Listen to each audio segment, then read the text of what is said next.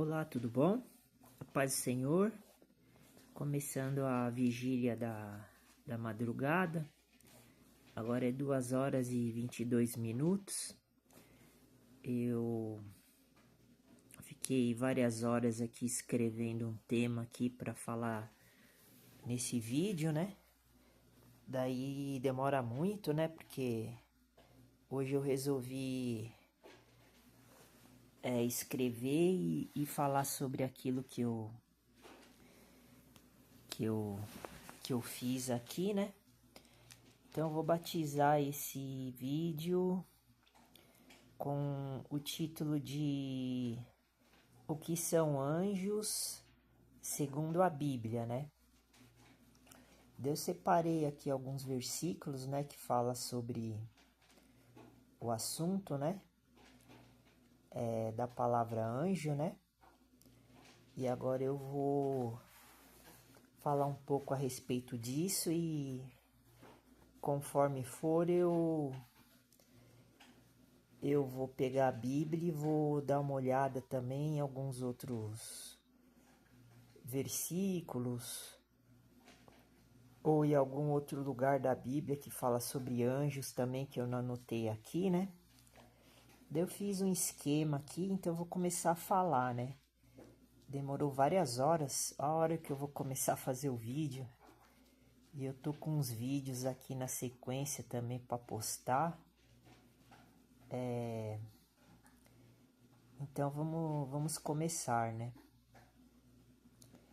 Então eu vou começar com o livro de Marcos, capítulo 13, versículo 26. Vamos ver o que está escrito. E então verão vir o Filho, com F maiúsculo, do homem nas nuvens, com grande poder e glória. Pois bem, aqui não está sendo usado a palavra anjo, né? Mas eu fiz uma ligação muito interessante e muito importante. Então eu vou passar para vocês agora, né? Então eu não sei se eu leio agora o versículo, né?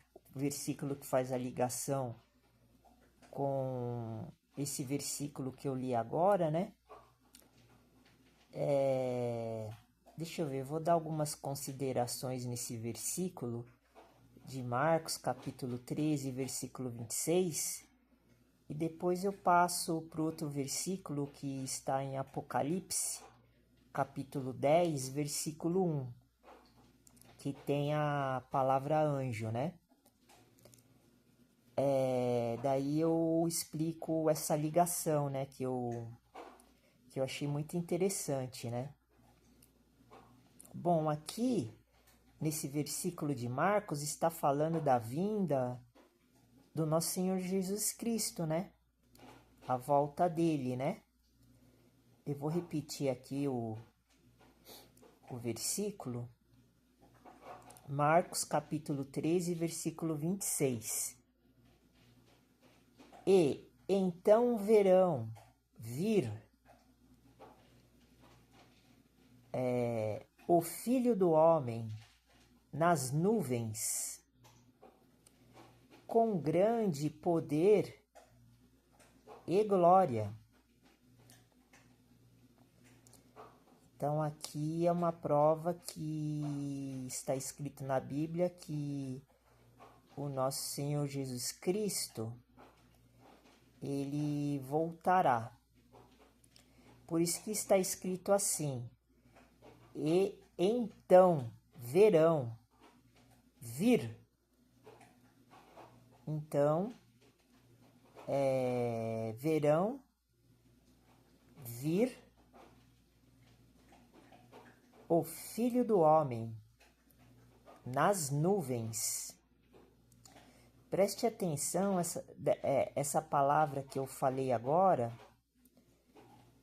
é uma peça-chave, né? Uma peça fundamental para o que eu vou começar a falar agora, né? Que é a palavra nuvens, né? E eu vou ligar com Apocalipse, capítulo 10, versículo 1. Então, o Filho do Homem, ele virá nas nuvens com grande poder e glória. Aqui está falando, né, no livro de Marcos, capítulo 13, versículo 26, e nas imediações, né, dos outros versículos, sobre a volta de Jesus Cristo. Então verão vir o Filho do Homem. Então, está falando sobre isso. Então agora eu vou ler Apocalipse, capítulo 10 e versículo 1. Para a gente começar a ver as semelhanças destes dois versículos e qual a ligação que eu encontrei. Então eu vou ler agora Apocalipse capítulo 10, versículo 1. E vi, está vendo? Essa palavra vi, ela está ligada com a palavra vir do livro de Marcos capítulo 13, versículo 26. Então eu consegui fazer uma união, uma junção com esses dois versículos. Preste atenção. E vi outro anjo forte. Então aqui nós podemos assim identificar com bastante certeza que esse anjo forte, como o assunto do vídeo é sobre anjo, que esse anjo forte que está escrito no livro de Apocalipse é o Filho do Homem, ou seja, é Jesus Cristo. Jesus Cristo é citado como anjo forte. Apesar que nós temos que levar em consideração várias questões, né? Apocalipse fala de 7 anjos, né?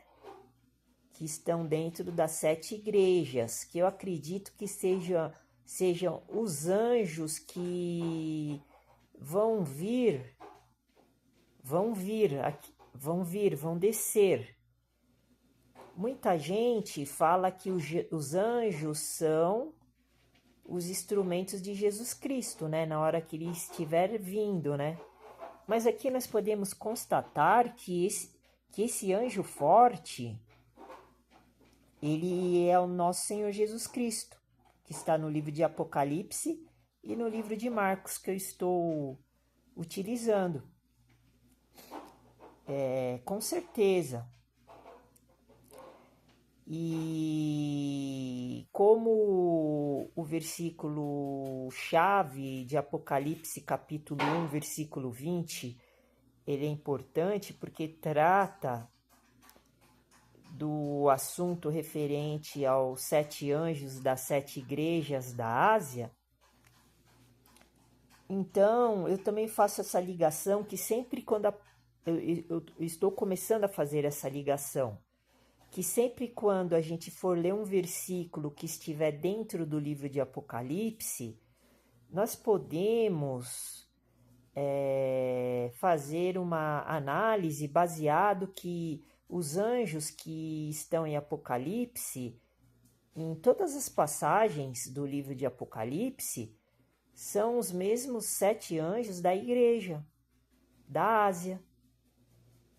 Por quê? Porque eu não tenho como assim mostrar nos mínimos detalhes, né?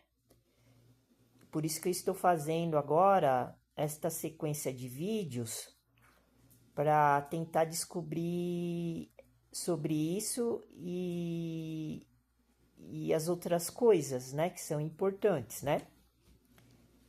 Para a gente poder entender, né? o significado da Bíblia, né? Em nossas vidas. Mas aqui é bem claro no sentido que existe uma semelhança muito grande. Eu ainda não li o versículo inteiro, mas eu vou ler. E eu vou ler agora o Apocalipse capítulo 10, versículo 1, continuar lendo, pausadamente, como estou fazendo. Então, eu já fiz essa ligação. Por exemplo, eu vou ler novamente Marcos capítulo 13, versículo 26, a primeira parte. E então verão vir, está vendo? Esse vir está ligado com o livro de Apocalipse, capítulo 10, versículo 1, que diz assim: E vi, tá vendo? Aqui, esse vi é o apóstolo João que está vendo. E aqui, no livro de Marcos, está escrito: então verão vir. Dá para fazer essa ligação, porque tem outros componentes aqui dos versículos que eu estou lendo que são assim, que se encaixam, né? Vamos continuar aqui em Apocalipse, capítulo 10, versículo 1. E vi outro anjo forte. Por que eu estou fazendo essa ligação? Utilizando a frase anjo forte com a frase que está escrito em Marcos capítulo 13, versículo 26, que fala o Filho do Homem, que é Jesus Cristo. Porque nós podemos analisar anjo forte com o Filho do Homem, que é Jesus Cristo. É independente de ser Jesus Cristo um personagem e o anjo forte outro personagem, como todo mundo possa imaginar agora nesse momento. Por quê? Porque nós temos, por exemplo, no livro de Apocalipse, capítulo 18, e no livro de Apocalipse, capítulo 2, falando sobre os 7 espíritos de Deus. Espíritos com E minúsculo e Deus com D maiúsculo. O que significa isso? Bem, eu não sei se eu vou conseguir explicar muito bem agora, mas nós vemos que Deus, além dele ter o espírito com E maiúsculo, ele tem 7 espíritos com E minúsculo. Então, isso uma situação muito interessante.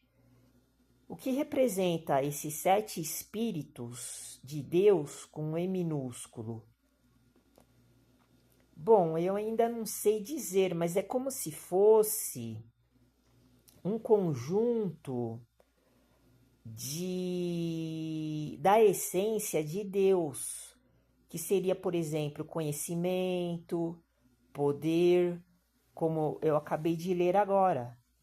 Talvez a glória, no meu modo de ver, a expressão glória, o termo glória, o significado do termo glória significa Jesus Cristo, porque nosso Senhor Jesus Cristo é a glória de Deus.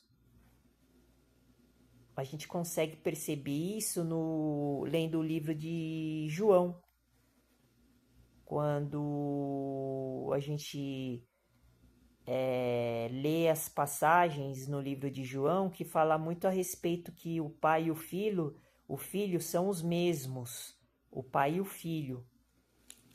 Então, e tem versículos que falam que Jesus está falando: glorifica-me, Pai, que eu te glorificarei. Como é que um homem normal, como dizem, né, as más línguas, né,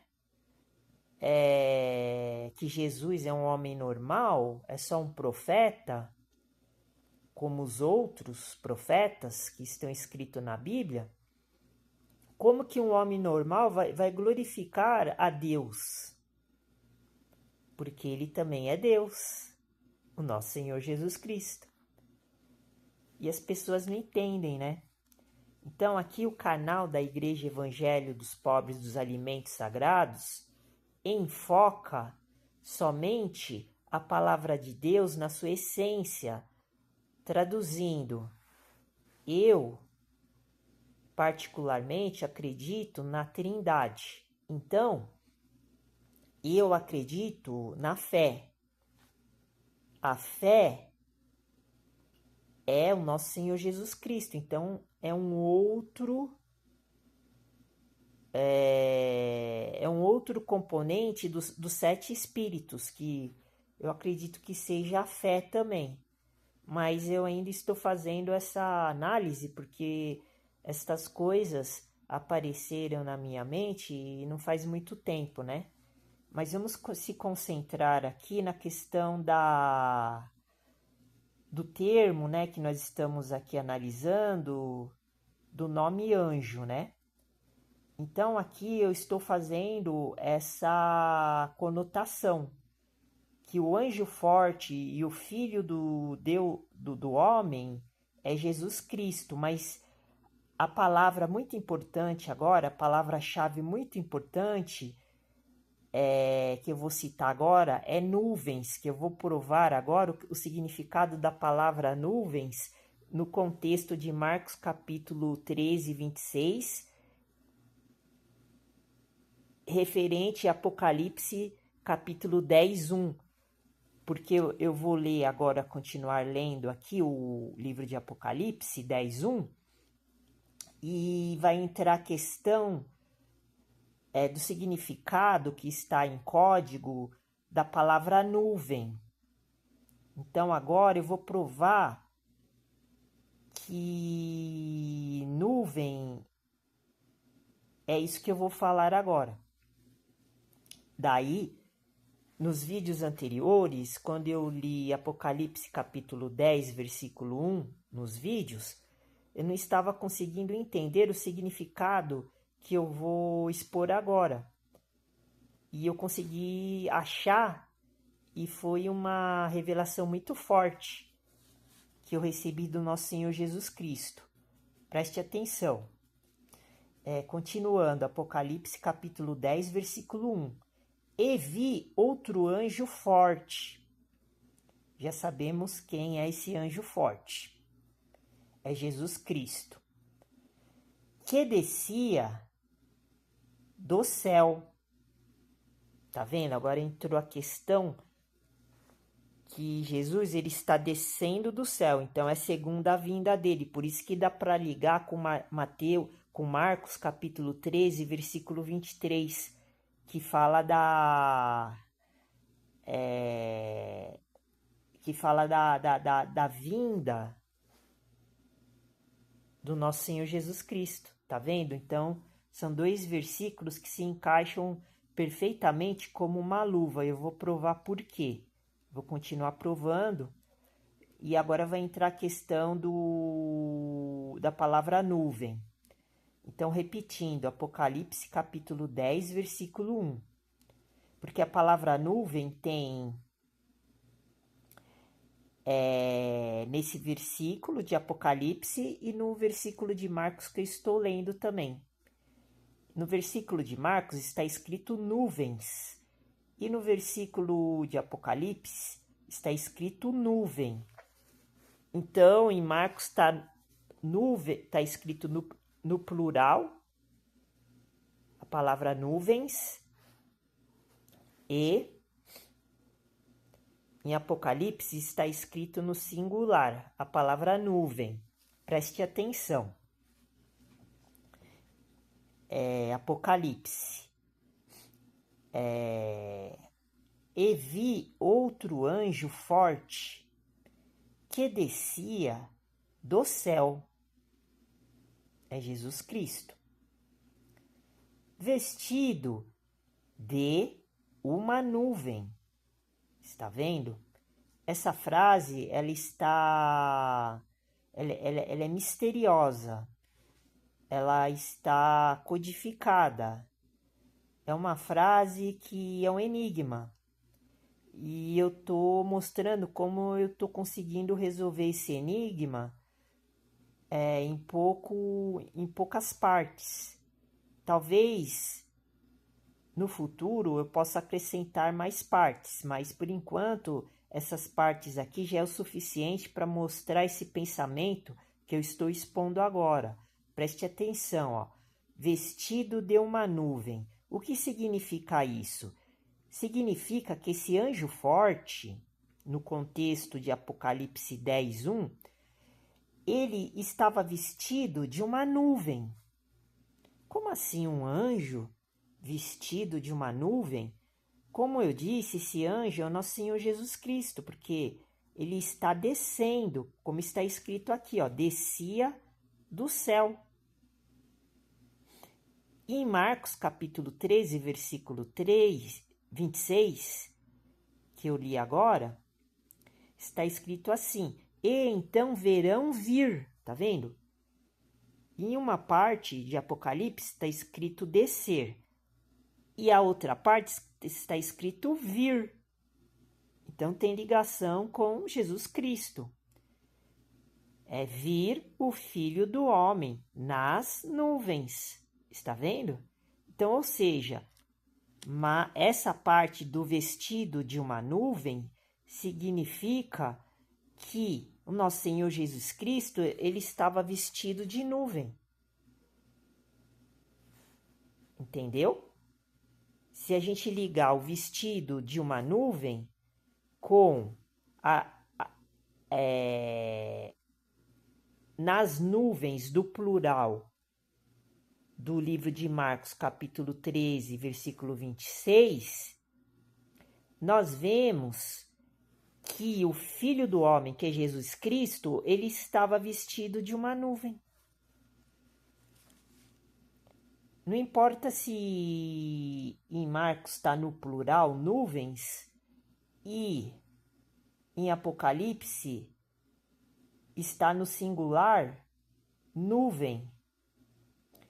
Porque o vestimento é a nuvem, são as nuvens. Então, comprovando que este enigma, ele foi decifrado. Porque a Bíblia está toda em código, não só em Apocalipse, mas eu estava lendo agora há pouco Hebreus, porque eu vou falar de Hebreus também aqui, se eu conseguir desenvolver tudo isso que eu escrevi, né? Então eu vou citar umas partes de Hebreus também, mas acho que não vai dar tempo, né? Eu teria que citar, mas eu acho que não vai dar tempo, porque já o vídeo já vai para 23, já está em 23 minutos, né? Então até chegar no livro de Hebreus, eu tô vendo aqui, mas vai demorar um pouco. Eu vou seguir essa linha aqui de raciocínio e de pensamento do jeito que eu escrevi, que eu achei que ficou legal, então eu estou fazendo também um teste para ir me aperfeiçoando, né?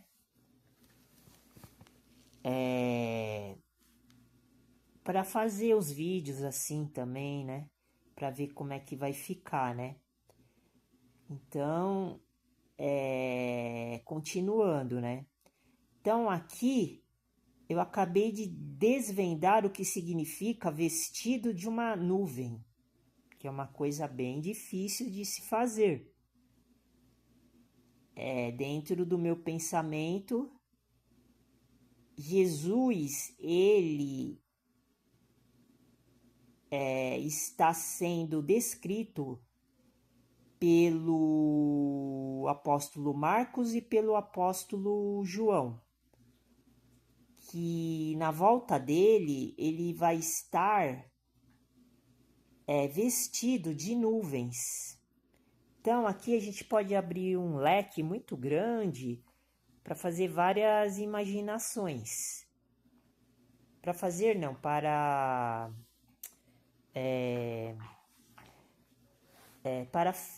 pensar várias imaginações, vamos dizer assim. Por quê? Porque está falando de céu. O texto, né, está falando de céu.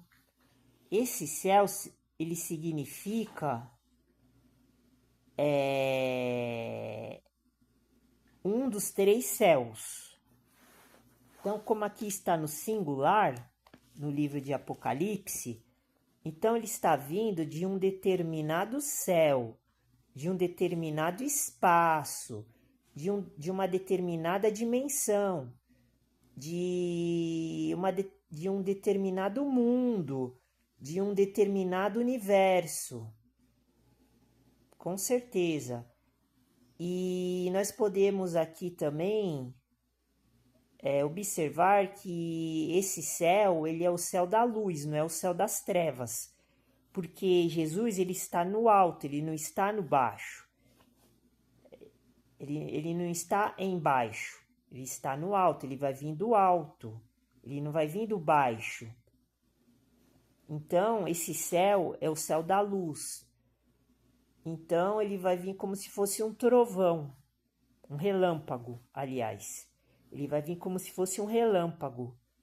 Questão de um segundo, ele vai rasgar o céu de uma dimensão para outra, em questão de abrir e fechar os olhos, como está escrito no livro de 2 Coríntios, capítulo 15, e é baseado nisso que eu estou falando agora, né?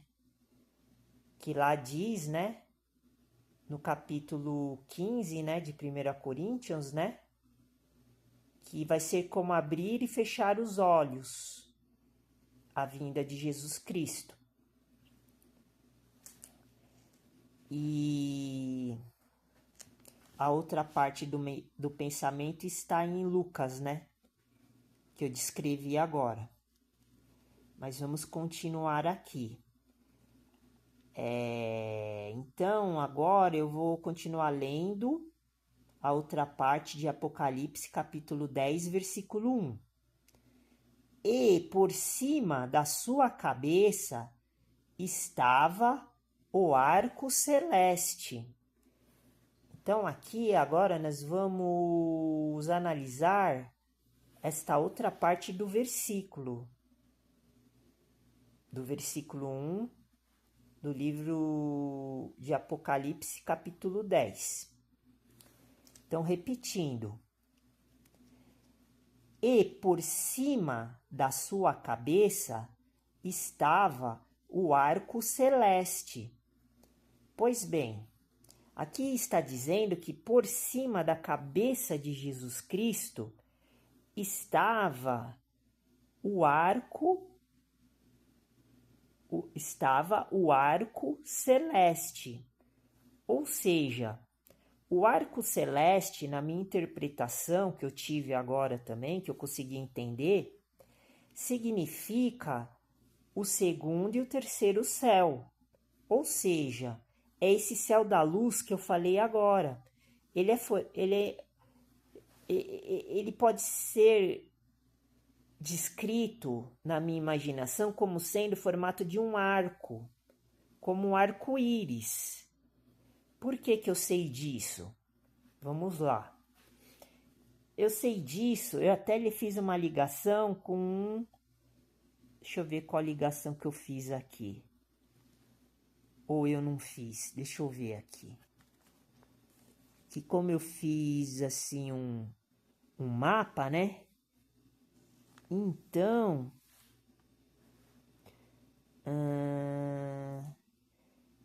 Bom, eu sei que eu fiz uma ligação, daí como está muito diversificado aqui, mas eu não acho que eu não... ou eu esqueci de completar a ligação, ou eu preferi deixar só a fala do arco celeste, né? Mas eu vou dar uma opinião a respeito desse arco celeste, que ele é muito importante. Eu até sei aonde está esse arco celeste, na minha cabeça, né? Eu até sei onde está esse arco celeste na minha cabeça, onde está na Bíblia, né? Esse arco celeste a gente pode achar no livro de Eclesiastes. Se eu não me engano, está no capítulo 1. Quando pode ser que esteja em outro local também, mas deixa eu ver se eu consigo lembrar agora. Acho que foi por isso que eu não marquei, porque daí eu tinha que fazer uma procura aqui nos meus cadernos, porque eu já fiz uma reflexão a respeito disso quando eu morava na rua, né? Quando eu morava na barraca, né? Na rua. E ficou bem claro para mim que o arco celeste, que lá em Eclesiastes, né, no livro de Eclesiastes, está escrito que a terra, ela se movimenta, né? Inclusive eu lendo agora também, não sei se foi hoje, né? Eu achei uma outra parte na Bíblia que fala dessa movimentação da terra que está no livro de Hebreus também. Eu achei hoje também. Mais um argumento para mim poder comprovar isso que eu estou falando. Que eu estava lendo, eu tive que ler Hebreus 12, 13, né?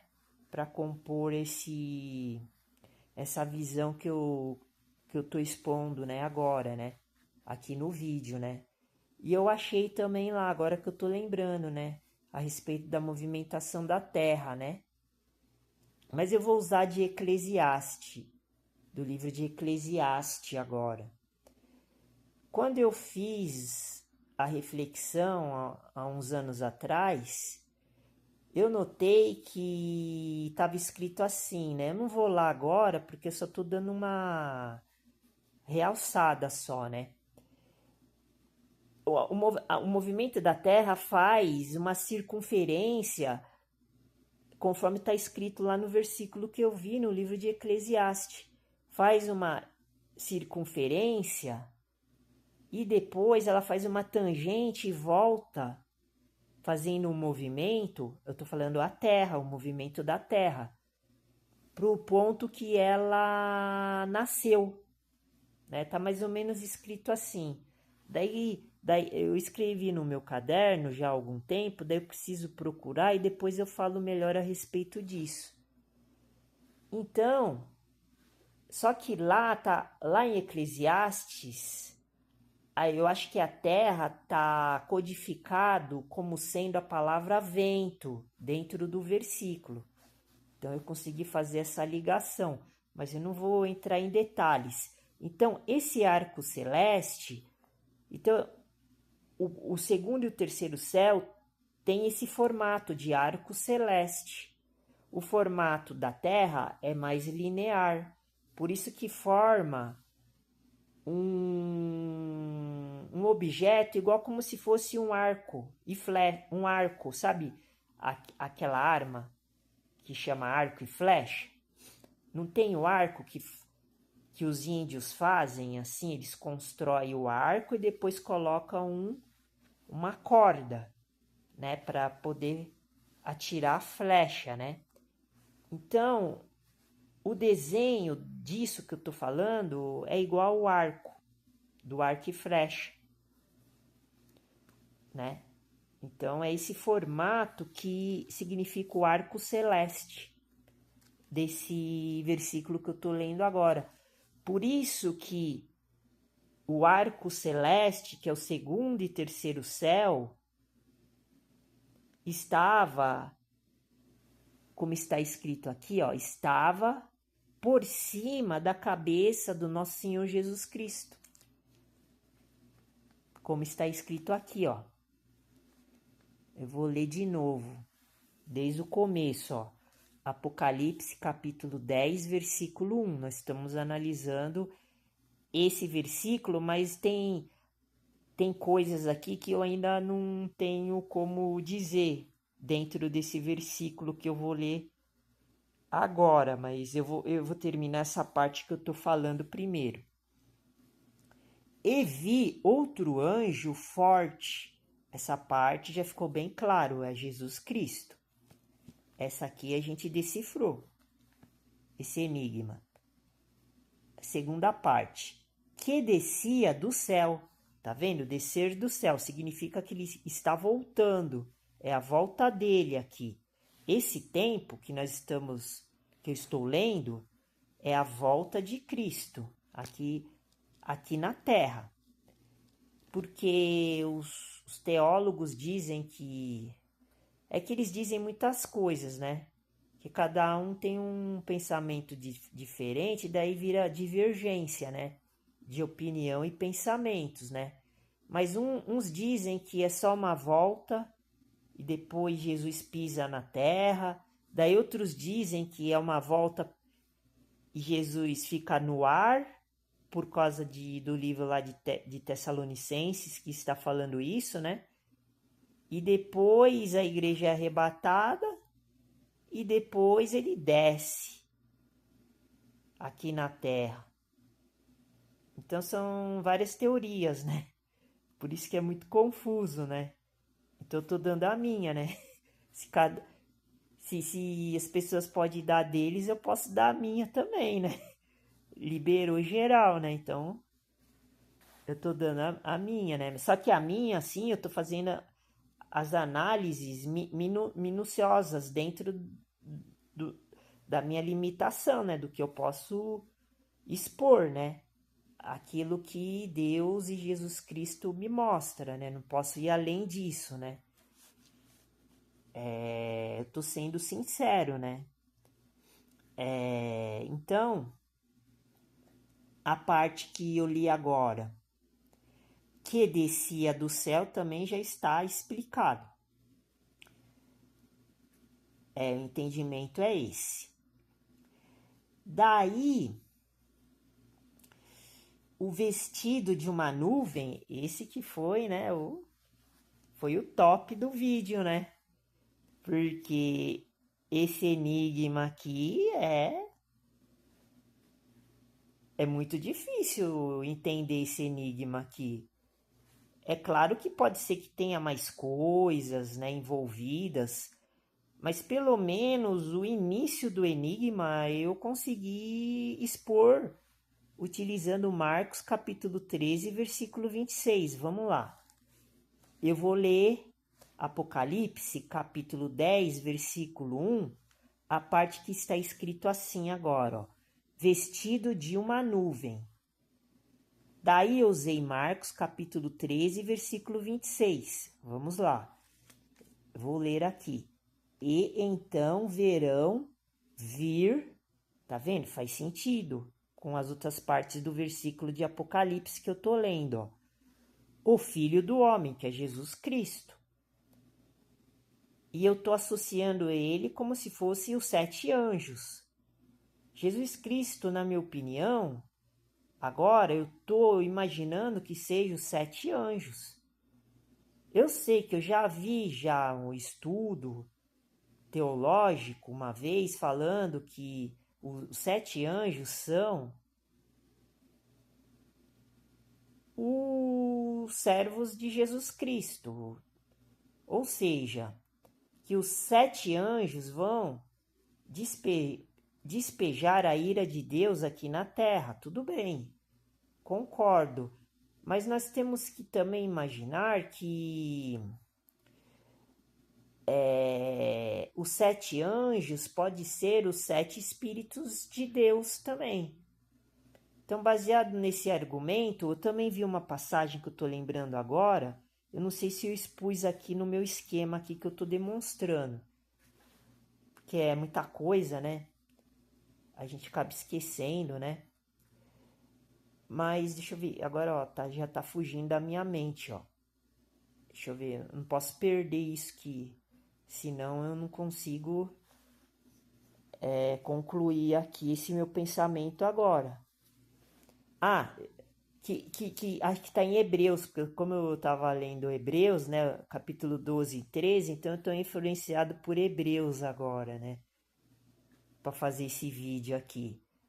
Parece que tem um versículo que está lá em Hebreus, nesses 2 capítulos que eu falei agora, 12 e 13, que Jesus fala, eu não sei se está lá, acho que deve estar em outro lugar, acho que está em Apocalipse, que Jesus fala da mão direita dele. Ah, tá em Apocalipse capítulo 1, versículo 20, que os 7 anjos das sete igrejas que são os 7 castiçais, em formato simbólico, né? Que está demonstrando como charada, né? Está à destra de Jesus. E destra, eu sempre achei que fosse assim, que igual todo mundo acha, que está à direita. Mas destra pode ser assim, está no poder dele, por exemplo. Nós podemos interpretar dessa forma. Destra significa que está na mão de Jesus, então ele que tem o poder. Então, esses 7 anjos é ele, baseado nisso que eu estou lendo agora aqui, em Apocalipse capítulo 10, 1, que esse anjo forte é Jesus Cristo. Anjo forte. E tem outros versículos que falam outras qualidades dos anjos também. Esses 7 anjos são Jesus Cristo, como eu já tinha visto em Apocalipse capítulo 18 e Apocalipse capítulo 2, que fala dos 7 espíritos com E minúsculo de Deus com D maiúsculo, que eu falei, observando esses textos que falando dos 7 espíritos de Deus, eu logo vi que é Jesus Cristo. Então, esse anjo forte é Jesus Cristo. Jesus Cristo é os 7 anjos das 7 igrejas. Só que eu tô expondo esse pensamento baseado que esses 7 anjos são a essência de Jesus Cristo. Como Jesus Cristo é a essência de Deus. Jesus Cristo é a substância de Deus. Jesus Cristo é a natureza de Deus e esses 7 anjos também. É a natureza, é a essência, é a substância de Jesus Cristo, que é a substância de Deus. Deus está dividido em várias partes, mas eu sei que vão falar que Deus não se divide, mas para operar e fazer os trabalhos, sinais de maravilhas, para fazer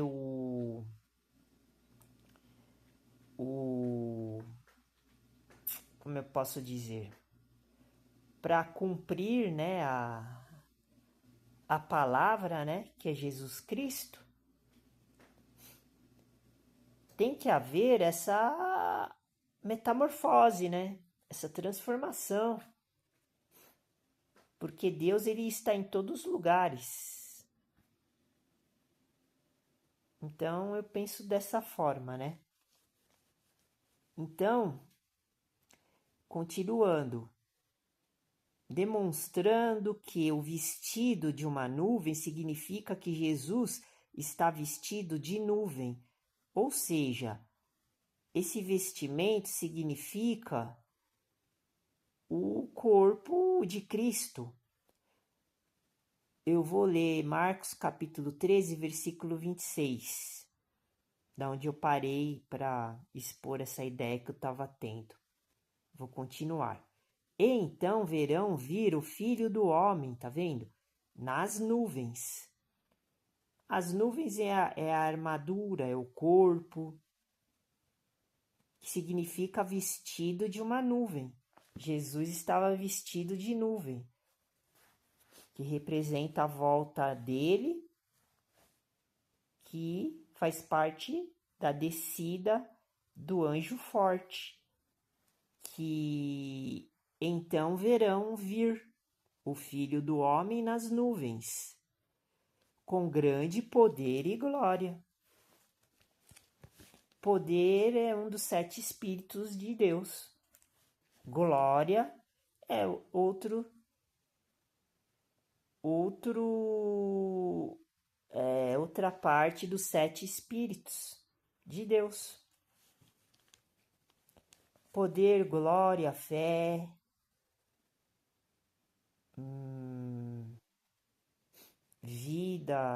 vida, são os Espíritos de Deus. Vida eterna. Tem mais coisas, justiça, honra. É os 7 Espíritos de Deus, que é Jesus Cristo, porque ele tem todas essas virtudes: poder, glória, honra, fé, esperança. Tô puxando aqui. Todas as virtudes que tem na Bíblia é Jesus Cristo. Ele é completo.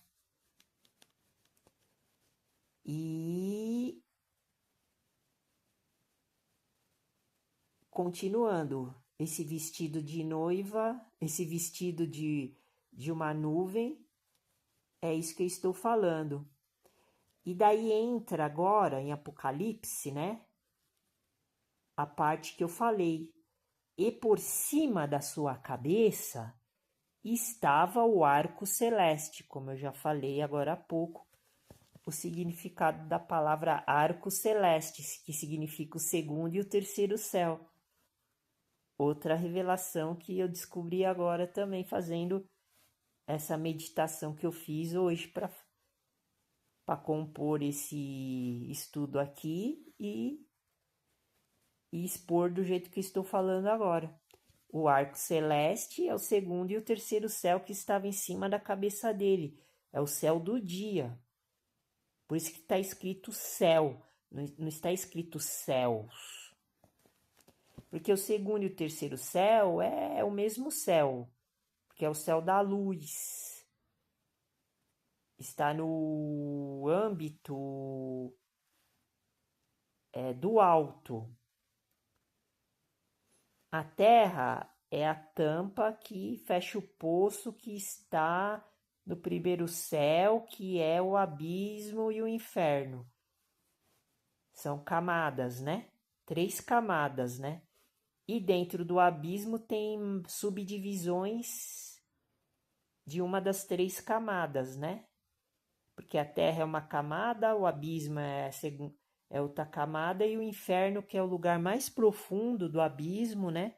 Onde nós estamos agora, né? O inferno é o lugar mais fundo. Tem um versículo aqui na Bíblia que fala disso daí, no Novo Testamento, só que agora eu não lembro onde tá, que eu sei que tem, mas eu não vou muito nele, né? Eu preciso achar ele e deixar marcado aqui para falar. Eu acho que está em Coríntios, que fala de profundidade, fala de altura, comprimento, profundidade. Tem um versículo que fala dessas características. Então, só pode ser a construção, né? A arquitetura que Deus criou, né? Dos mundos que ele fez, né? São os três reinos, né? São 3 céus. 3 reinos também. Céu, a palavra céu representa tudo isso. A palavra céu representa mundo, reino, dimensão, espaço, universo. Representa tudo isso. Cada palavra aqui é um código. É isso que as pessoas têm que entender. É um código que a gente vai decifrando, ajuntando e montando quebra-cabeça. A Bíblia é um quebra-cabeça. Igual aquele brinquedo que tem as peças e a gente vai juntando para montar o quebra-cabeça. É a mesma coisa, é isso que eu estou fazendo agora aqui. Estou montando o quebra-cabeça. Então, eu só estou usando uma parte, como está escrito aqui, ó. E por cima da sua cabeça, ó. Quebra-cabeça, ó. Estava o arco celeste. Esse trecho do versículo é uma parte minúscula do quebra-cabeça que essa que está inserida num pedaço de uma peça para ir montando o quebra-cabeça utilizando outras partes da Bíblia, que é a letra, a palavra, se bem que a letra mata, mas o espírito vivifica, espírito com E minúsculo, 2 Coríntios capítulo 3, a letra mata, mas o espírito vivifica, acho que é isso. Mas aí a letra é do Antigo Testamento, não é do Novo Testamento. A letra do Novo Testamento é Jesus Cristo, porque a palavra é Jesus Cristo. Essa que é a verdade. Conhecereis a verdade e a verdade vos libertará. Livro de João está perto do capítulo 6, agora eu não me lembro onde está. Acho que é capítulo 5 ou 4. Conhecereis a verdade vos libertará. Ou está mais para frente do livro de João, nos outros capítulos. Então, nós paramos aqui do arco celeste, que foi também as duas chaves, nuvens e arco celeste. Arco celeste é o segundo e o terceiro céu, com certeza. Não está falando do primeiro céu, que é o abismo, ou a terra, ou o inferno. Está falando do segundo céu, que é esse céu do sol, e o terceiro céu, que é o céu onde está o trono de Deus, onde está o jardim do Éden agora, como está escrito lá em 2 Coríntios, se eu não me engano. Em 2 Coríntios, capítulo 12, versículo 2 ou 3. Está falando que o jardim do Éden está no terceiro céu, não está mais aqui na terra. Por quê? Eu não sei, mas tem alguma parte da Bíblia que revela esta dúvida, né? Então vamos para outra parte do livro de Apocalipse, capítulo 10, 1, que é a penúltima parte. Essas aqui eu não sei se eu vou conseguir decifrar. Vamos lá. Vamos lá. E o seu rosto era como o sol. Então, daí o que eu fiz aqui? Deixa eu ver. Essa parte eu achei mais difícil, né? Esse enigma aqui eu não vou conseguir falar muito a respeito disso, né? Eu vou ler novamente. E o seu rosto, que é o rosto do nosso Senhor Jesus Cristo, que era o rosto, que é o rosto do anjo forte. Era como o sol.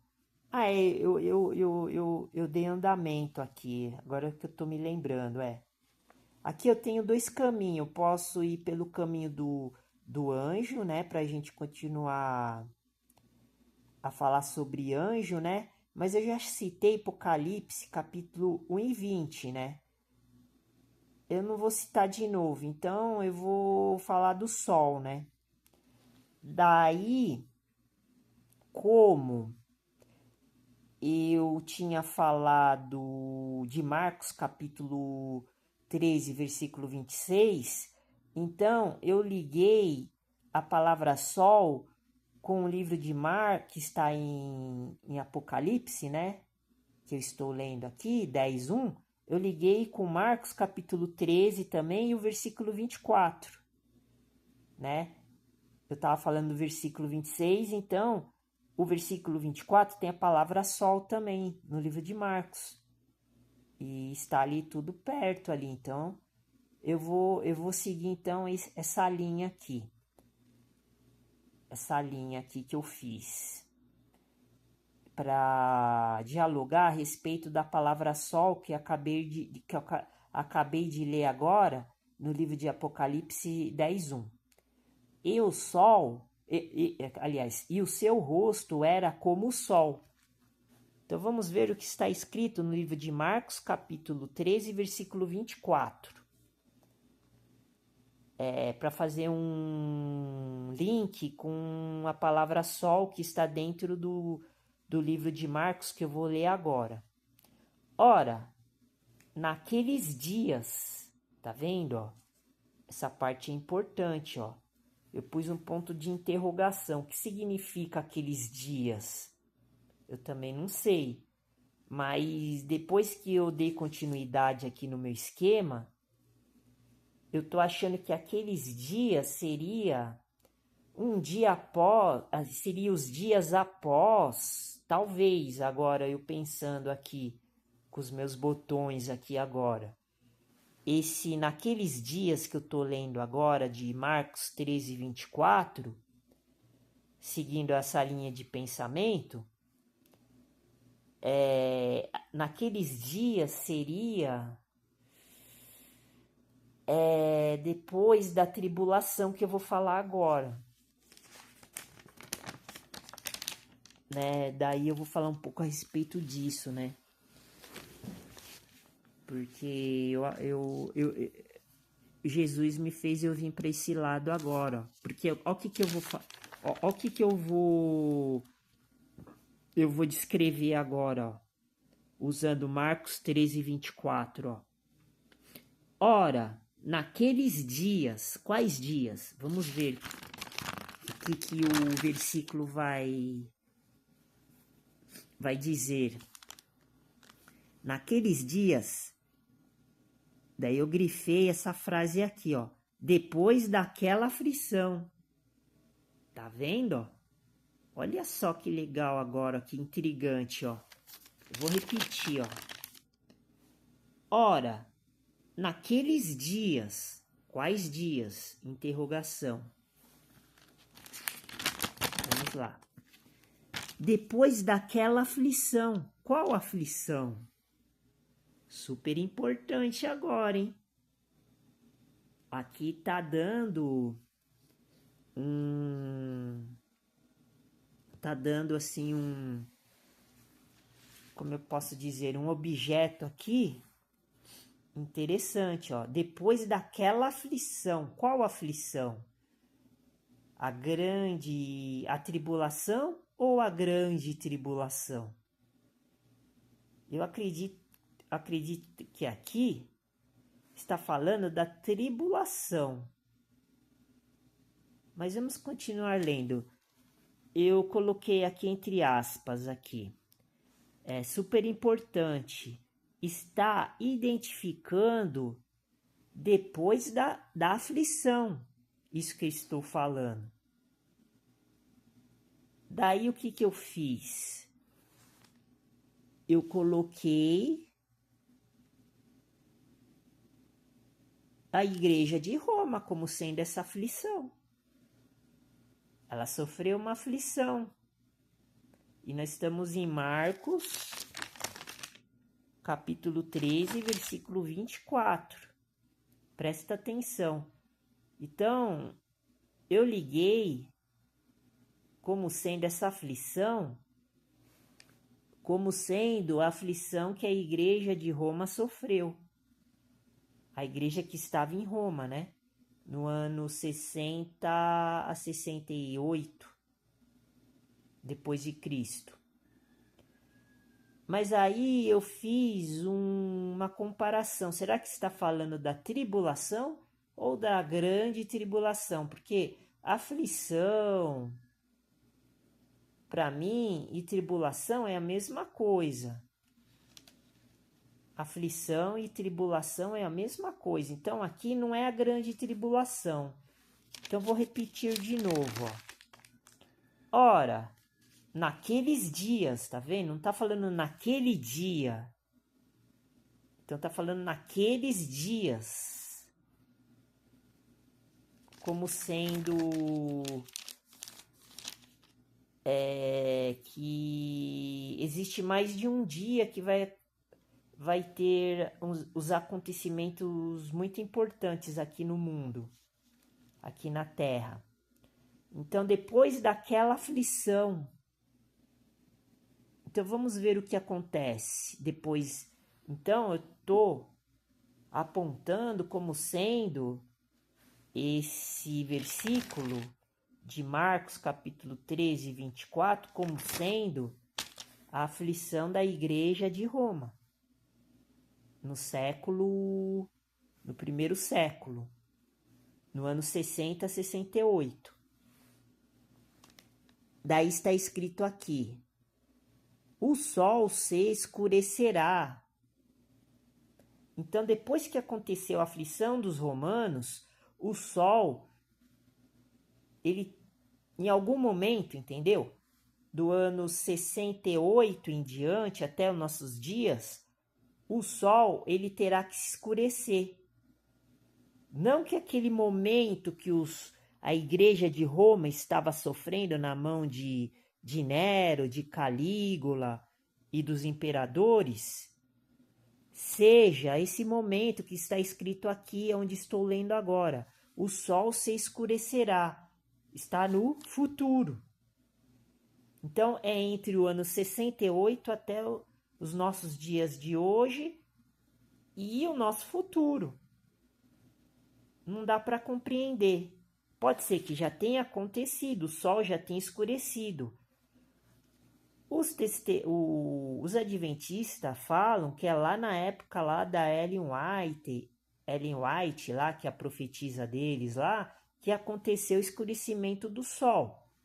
Que eles falam em 1888, aconteceu lá um fator desse aqui que eu estou expondo. O sol escureceu ao meio-dia lá na Inglaterra, lá naqueles lugares lá onde eles moravam, né? Lá nos estrangeiros lá. Mas eu, particularmente, eu não acho isso. Não... Por exemplo, eu vou terminar aqui de ler, ó. O sol se escurecerá e a lua não dará sua luz. Tá vendo? Aqui entra a questão do sol, a questão da lua e a questão que é uma coisa assim negativa. Não é uma coisa relacionada diretamente à vinda de Jesus Cristo. Por quê? Porque na vinda de Jesus Cristo, nós vemos aqui em Apocalipse 10:1, que eu estou lendo, pode ver, fala de rosto como o sol. Então, o sol, ele é muito brilhante, muito iluminado. Então, o rosto de Jesus é igual ao sol. Lembra que eu falei que eu ia sair dessa parte do versículo para analisar esse versículo, essa parte do versículo de Apocalipse 10:1? Ó, e o seu rosto era como o sol. E aqui estou usando Marcos 13:24, porque está perto de Marcos 13:26. Que eu estava fazendo a análise pericular. Como é que eles falam? É que eu tô vendo muito vídeo dos caras que estudam lá, né? Lá na academia, né? E eles falam umas coisas assim, você tem que fazer análise pericular, não sei o que lá. Então agora eu tô copiando eles, tô imitando eles agora. Só que eu não sei falar o nome, né? Porque é muito complicado esse nome aí. Mas é isso aqui, ó. Aqui eu tô dando assim um exemplo ao contrário, né? Ou seja, ora, vou ler de novo Marcos 13:24. Ora, naqueles dias, depois daquela aflição, tá vendo? Naqueles dias, que é o dia do sofrimento de Roma, da igreja de Roma, de 60 a 68, depois de Cristo. Ó, daí fala assim, depois daquela aflição, que foi a tribulação dos cristãos lá de Roma. Então está falando disso aqui. O sol, então depois daquela aflição, o sol se escurecerá e a lua não dará a sua luz. Aí também, agora vamos analisar essa parte. O sol se escurecerá.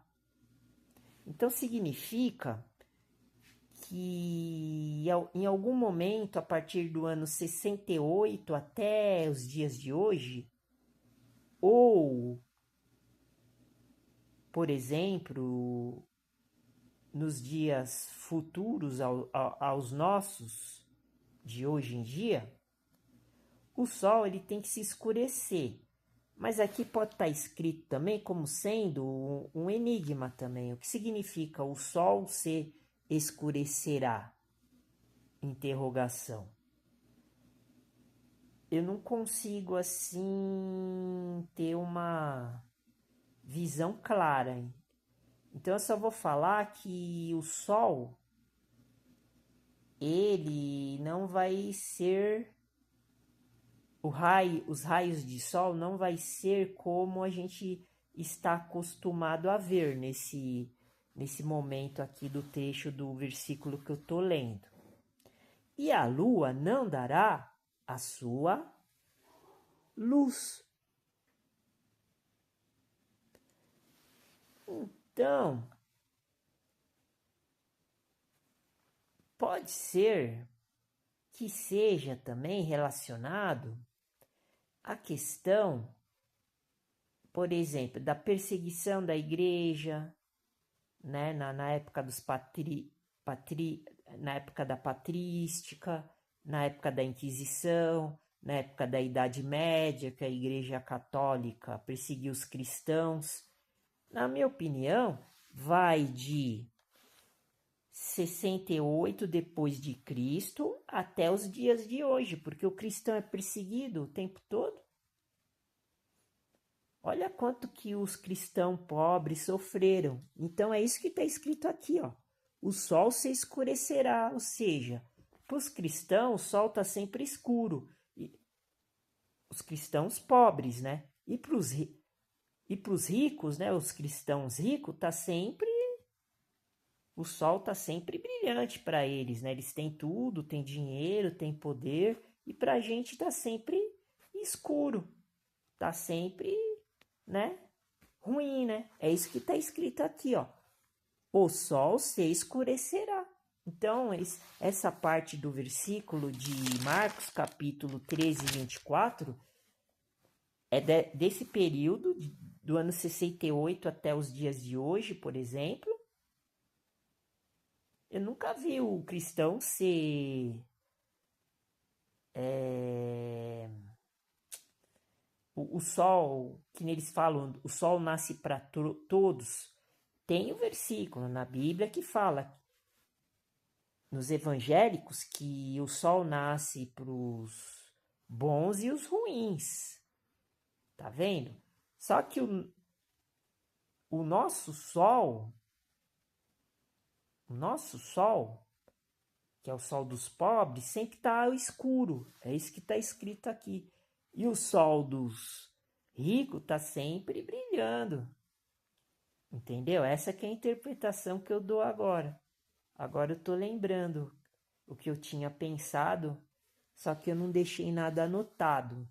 Deixei em aberto e agora veio o escopo na minha cabeça. O sol se escurecerá. Tá vendo? É isso que estou falando.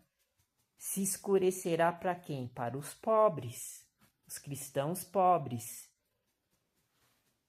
E para os cristãos ricos e os cristãos do mundo, quer dizer, e as pessoas do mundo, o sol está sempre claro, porque eles vivem no mundo do capeta, do diabo. E a lua não dará a sua luz. O que significa isso?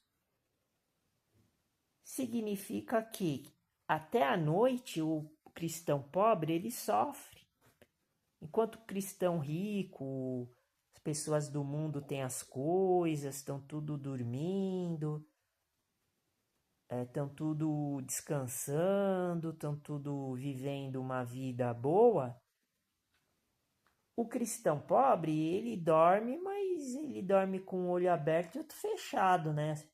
Ele dorme assim, né?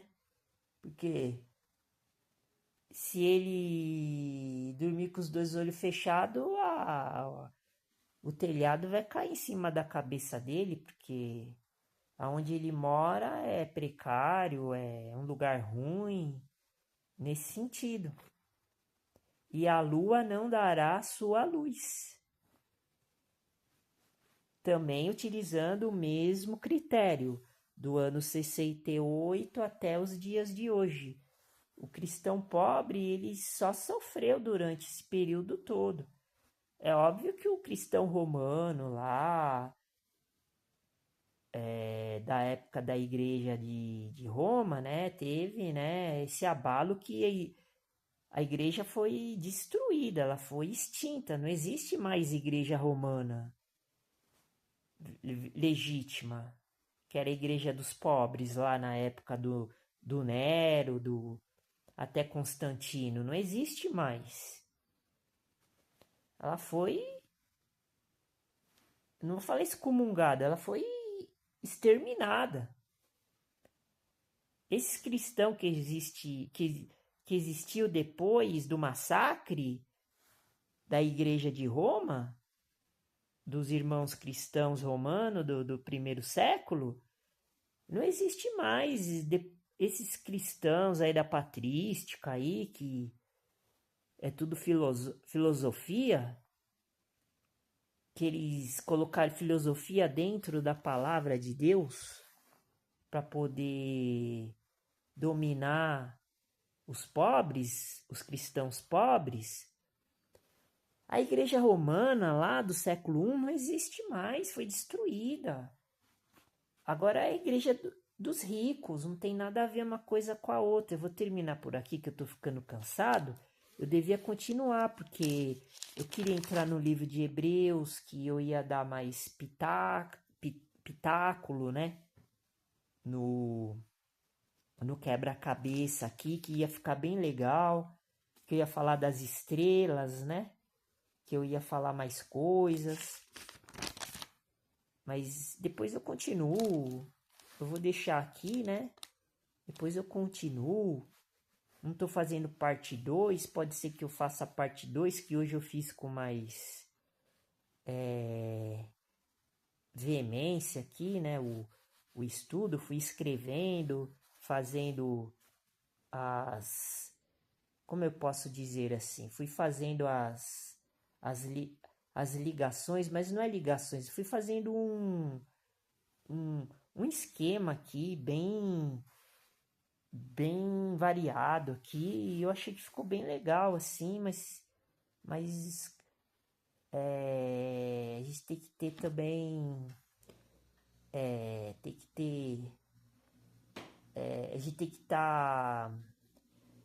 estar bem, né, pra fazer o vídeo, né, tem que estar com a cabeça, com o corpo, com a mente, né, descansada, né, tem que estar se sentindo bem, né. Então, fique com Deus, Deus abençoe e a paz do Senhor.